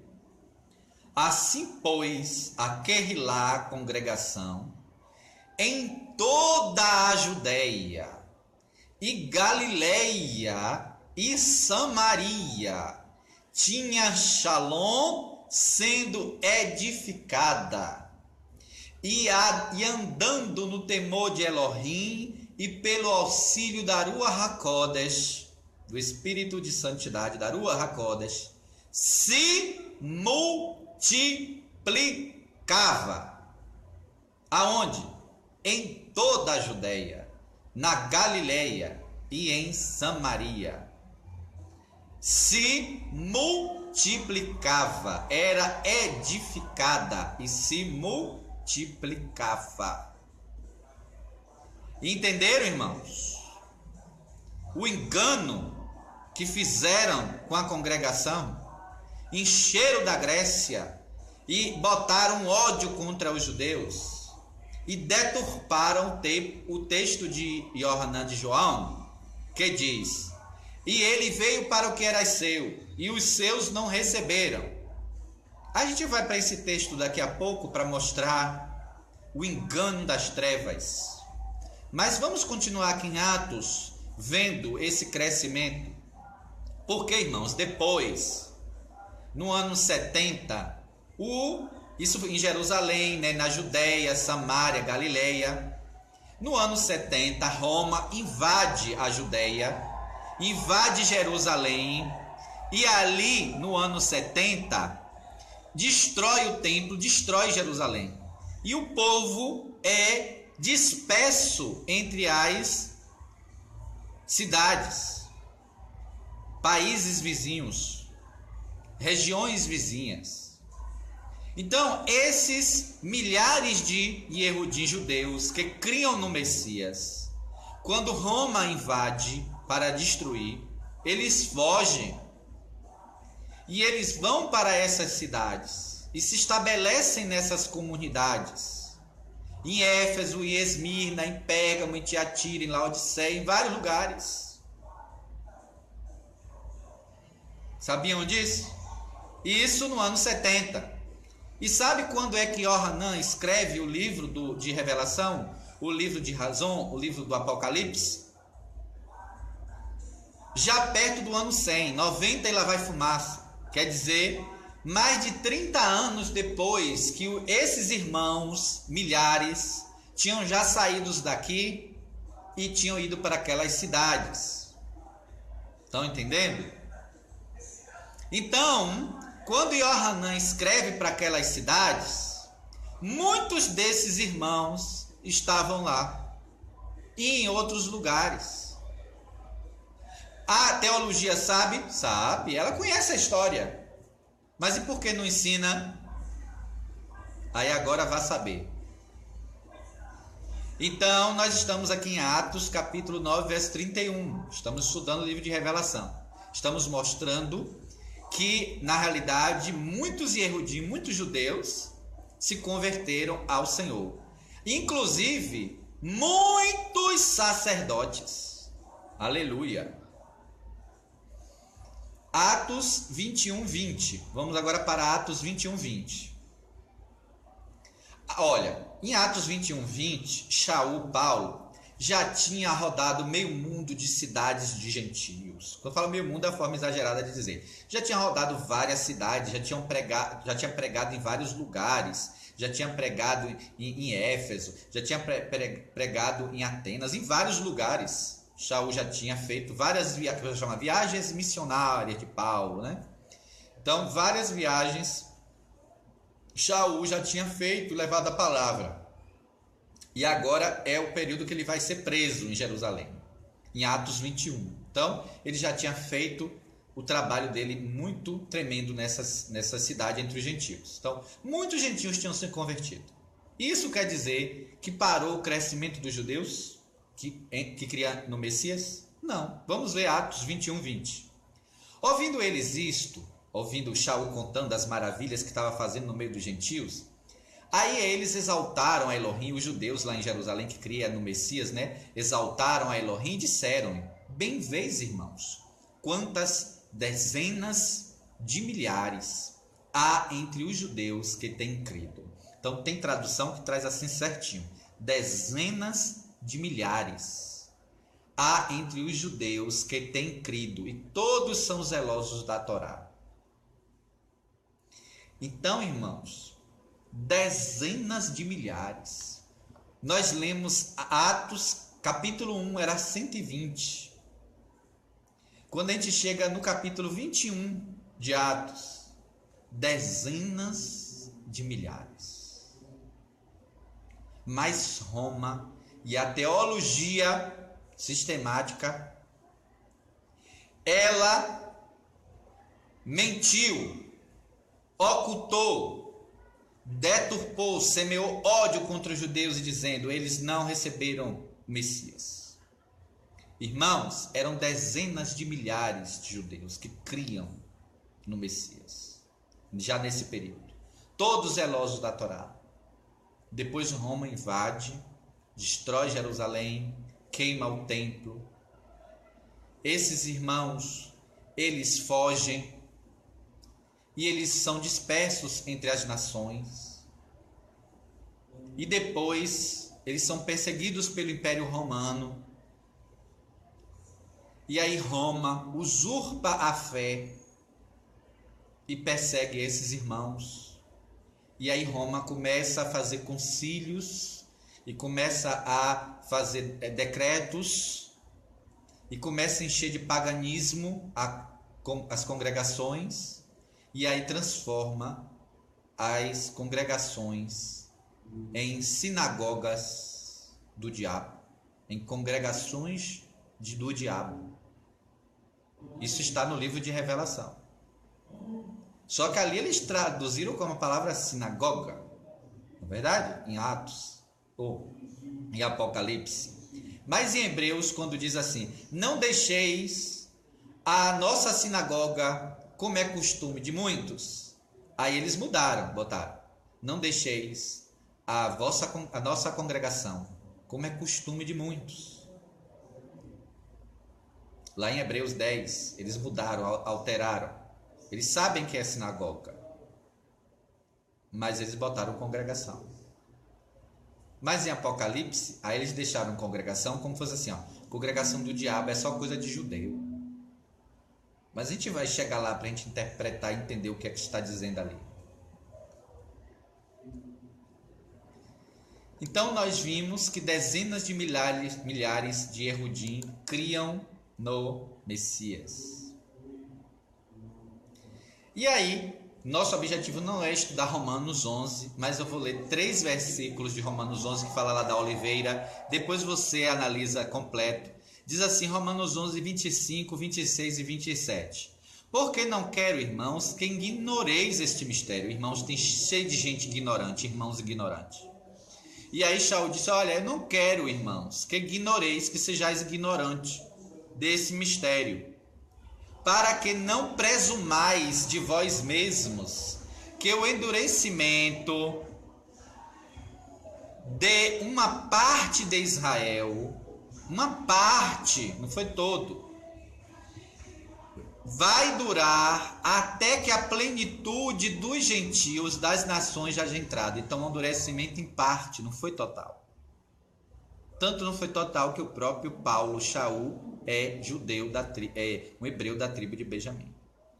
Aí o verso 26 diz, e assim todo Israel será salvo, conforme está escrito, de Sião virá o libertador, o redentor, e desviará de Jacó e de Jacó as impiedades, que é a transgressão à Torá. E esta será a minha aliança com eles, a minha brit com eles, quando eu tirar os seus pecados. Então, irmãos, Romanos 11 mostra que o endurecimento vem em parte sobre os judeus, para que entrasse a plenitude dos gentios. Mas quando completar a plenitude dos gentios, o outro restante entra na oliveira e aí todo Israel é salvo. Então vemos que Shaul mostra que a oliveira, tá? Então nós estamos trazendo isso para mostrar essa importância, né, do hebraico, e mostrando que não é uma forma nossa de modismo, mas é uma restauração da verdade. Agora, eu quero passar para vocês um texto.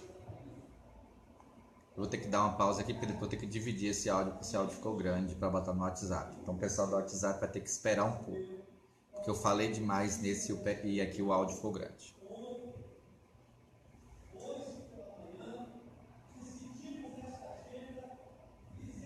Tá vindo com um som aqui, porque tá tendo aqui reunião política perto, e aí é muito som, muita...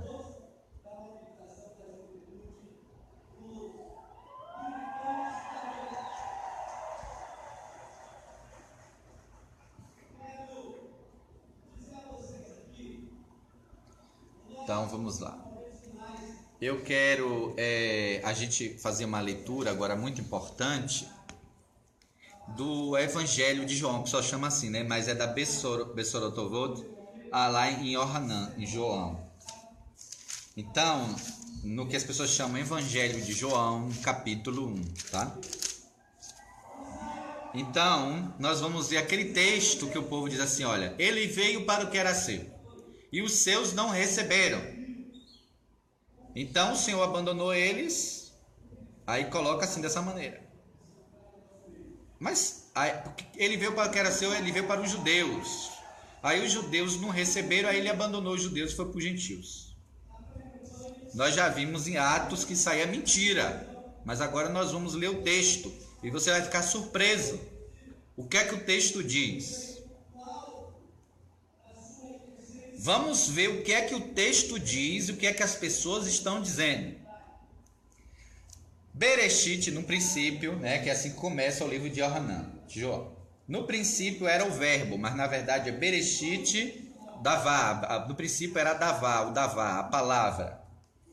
O Davá estava com Elohim, a palavra estava com Elohim. E o Davá era Elohim. Então, o Davá veio do próprio Elohim e era o próprio Elohim. Ele estava, o Davá, a palavra, estava no princípio com Elohim. Agora vamos ver o que é que ele fez. Todos os judeus foi feito por eles. É assim que está aí? Não. Está falando judeu aí? Não, não está falando judeu. Está falando todas as coisas, tudo, a criação foi feito por ele. E sem ele, nenhum judeu se fez. É assim? Não, não tem judeu aí. E sem ele, nada do que foi feito se fez. Está falando aqui o quê? De judeu? Não. De Israel? Não. Está falando o quê? Da criação. Inclusive da humanidade. Vamos entrar lá? Verso 4. Diz assim: nele estava a vida, e a vida era a luz dos judeus. É assim que está? Não, não é, irmãos. Como é que está? E a vida era a luz dos homens. Então aqui está falando que ele criou tudo, inclusive ele criou o homem, e ele era a luz dos homens. Não está falando nada de judeu. Tá? Eu não sei de onde é que vão tirar judeu. Veja que ele está falando da humanidade, dos homens, do ser humano que ele criou. Ele criou tudo, inclusive o ser humano, e era a luz dos homens. A luz resplandece nos judeus. Não, a luz resplandece nas trevas. E as trevas não compreenderam. Houve um homem enviado de Elohim, cujo nome era Yohanan, que era João o emissor. Ele veio para que testificasse da luz, para que todos crescem por ele. Yohanan, João, não era a luz, mas veio para que testificasse da luz. Ali estava a luz verdadeira que alumia todo judeu. Não, que alumia a todo homem que vem ao mundo. Então aqui está todo mundo, irmãos, inclusive gentios. E a Roshua é a luz verdadeira que alumia todo homem. Então aqui está falando da humanidade que ele criou. Ele estava em Israel. Não, ele estava no mundo. Então o que ele criou? O mundo. E Israel foi feito por ele. Não está falando isso nesse verso. Olha esse verso. E o mundo foi feito por ele. E Israel não o conheceu. Não, irmãos. Leia a verdade. Está aí na sua mão. Tira esse bloqueio da teologia, dos ensinos de Shedim, porque depois as pessoas vão dar piada para dizer que nós estamos ensinando o ensino de Shedim. Vamos mostrar na escritura quem é que está ensinando ensino de Shedim, de demônios. Está claro no verso 10. Estava no mundo, e o mundo foi feito por ele, e o mundo não conheceu. Ele foi pregado no madeiro, não foi só para os judeus, não, foi para todos. Quem sentenciou ele à morte foi Pilatos, que foi um romano. Foi um gentio, junto com um judeu, mas não foi só judeu. Quem pregou ele no madeiro foi soldados romanos. Quem deu os açoites nele foram os soldados romanos. Quem enfiou a lança, os pregos, a coroa de espinhos, foram os gentios, os estrangeiros, os romanos. Ele estava no mundo, o mundo foi feito por ele e o mundo não conheceu. Inclusive Pilatos não conheceu e os soldados não conheceram.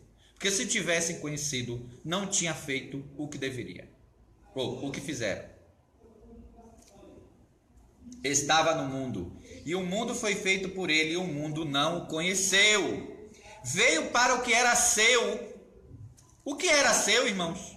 O contexto, o mundo. Ele criou o mundo. O mundo foi feito por ele. Ele veio para o que era seu. Ele criou, era dele. O mundo. E os seus não receberam. Quem é esses seus que não receberam? Os homens. É o que nós lemos no verso 9. Homens que vêm ao mundo. Veio para o que era seu. E os seus não receberam, nem Pilatos, nem os soldados, nem um que deu chicotada, nem que botou a coroa, nem aquele grupo do Sanedrim. Mas a todos quanto receberam, como Iohanan, que era judeu, como Matitiarro Mateus, que era judeu, como Miriam, a mãe dele, que era judia, que chamam Maria, mas é Miriam, como diversos outros creram nele, como Miriam de Magdala, Maria Madalena, creram nele. Então, mas a todos quanto receberam, inclusive judeus, inclusive gentios, todos quanto receberam, deu-lhes o poder de serem filhos de Elohim, aos que crerem em seu nome. Irmãos, quem está escrevendo isso aqui foi um judeu, Iohanan, João. Então, se o texto fosse igual à teologia maligna ensina, dizendo que o texto aqui estava falando era de judeus, que ele veio para o que era seu, os judeus, e os seus não receberam, os judeus não receberam. Então ele partiu para os gentios e fez dos gentios filho de Elohim. Então João estava perdido, porque o próprio João que está escrevendo em Iohanan, ele era judeu, então ele próprio estava perdido. Irmãos, vamos abrir o entendimento. Em momento algum, do verso 1 ao verso 11, aparece o nome judeu. Quem botou na interpretação? Babilônia. Esse sistema religioso de ensino de demônios botou aí na sua cabeça, no ensino, que era os judeus. Os judeus não receberam, então o Messias deixou os judeus para lá e foi cuidar dos gentios. Nós lemos o livro de Atos, vários textos, que os judeus se convertiam e se convertiam muito, e se multiplicava. Até sacerdotes, muitos sacerdotes, obedeciam à fé. Que mentira do diabo para semear o ódio contra os Yehudim. É essas mentiras religiosas desses demônios que entrou na teologia e que foi sustentada por muitos pregadores, que colaborou com o pensamento, por exemplo, de Hitler para perseguir judeus. Quantas pessoas ainda têm ódio de judeus por causa de uma teologia maligna, corrompida? Então, leia aí o texto. O texto vai falar sobre a criação, o homem, o ser humano, o mundo. Irmãos, que feio fazer isso. Que ódio contra um povo, deturpar um texto para alimentar um ódio dentro da congregação. Muito feio, irmãos. é trágico. Então nós trazemos isso nesse estudo de revelação de Apocalipse. Por quê? Porque nós queremos ensinar a verdade. E nós estamos ensinando aqui, no versículo 8, Apocalipse 1:8, que Elohim não disse para João o hebreu, que João é hebreu, é um judeu, não disse para João, eu sou o alfa e o ômega, falando com ele em grego. Disse para ele, eu sou o Aleph e o Tav, que é o alfabeto que Yohanan conhece, que é a maneira como Elohim se revela em hebraico. Eu sou o Aleph e o Tav, Rosh Vassof, o princípio e o fim, diz Yahweh Elohim, Rahove Verhayave Yavô, aquele que era, aquele que é e aquele que há de vir, o El Shaddai, Yahweh Tsavaot, Adonai dos exércitos, Yahweh dos exércitos, o Senhor dos exércitos. E nós vamos estudar mais isso num próximo vídeo. Mas fica aqui para trazer esse entendimento, que ele não é o alfa e o ômega, quer dizer, ele não se revelou como alfa e ômega, ele se revela como o Aleph e o Tav. Quando foi traduzido para o grego, aí o grego botou, qual é a primeira letra no grego? Alfa, em vez de Aleph do hebraico. E no lugar de Tav, botou ômega. Só que aí traduziu para o português, né? Só que na hora que traduziu para o português, vê se sua versão diz assim, eu sou o A e o Z, que a primeira letra é a última. É assim que está na sua? Não, tá como? Eu sou o alfa e o ômega. Ué, mas alfa e ômega não é letra grega? É, mas acha bonito, encher de grego. Pode helenizar a congregação, que tá tudo bem. Aí canta a música, ó, alfa, ó, ômega, tudo lindo. Agora, se a gente for usar o Aleph e o Tav, esse irmão quer judaizar a igreja. Mas o principado da Grécia pode. Agora, a revelação dentro da língua em que o Senhor se revelou, aí não pode usar o hebraico, porque está judaizando. Nós vimos que o próprio Messias, quando vai se revelar a Paulo no caminho para Damasco, a Shaul, fala com ele na língua hebraica. Nós lemos isso aqui em Atos. A revelação é em hebraico. E Yohanan é um hebreu. E Elohim, quando se revela ao hebreu, se revela em hebraico. E ele falou, eu sou o alfa e o ômega. Não, eu sou o Aleph e o Tav.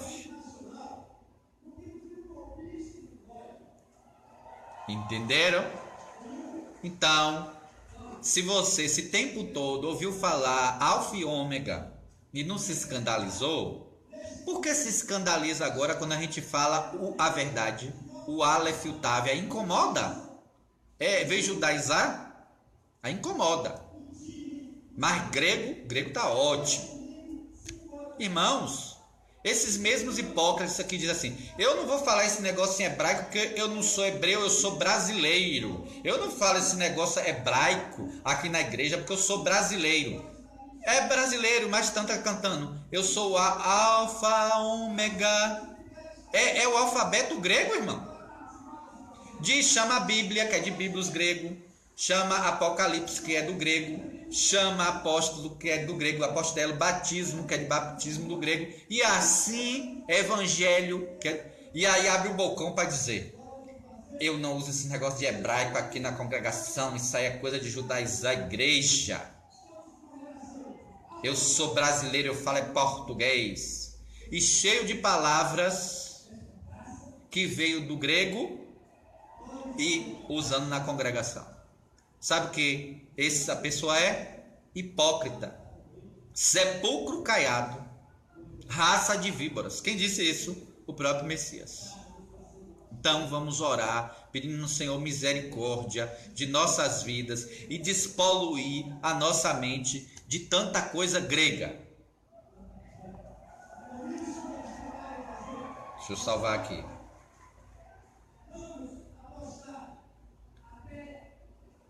Vamos, amém.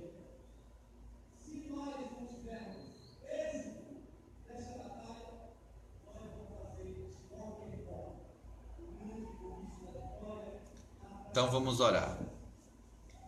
Senhor, nós te pedimos misericórdia sobre as nossas vidas. O tanto de poluição da Grécia, desse principado ainda em nosso meio. Tem misericórdia de nós, de nossas vidas primeiramente e dos nossos irmãos também. Sabemos que muitos andam ensinando o errado porque aprenderam errado e não fazem de má fé.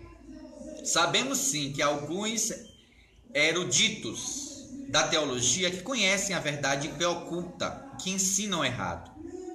Mas sabemos que muitos ensinam errado, não porque sabe que é errado, mas porque aprendeu errado e acha que é a verdade. Estão com entendimentos cegos, não creem na verdade como ela é, porque o Deus desse século cegou o entendimento dos incrédulos. Eles estão sem crer da maneira correta, por causa de uma cegueira espiritual. Mas nós te pedimos que o Senhor venha iluminar o entendimento, para que essas fortalezas das trevas caiam por terra e eles venham entender a verdade e ensinar a verdade. Em nome de Yahushua Hamashia, amém. Amém, Shalom.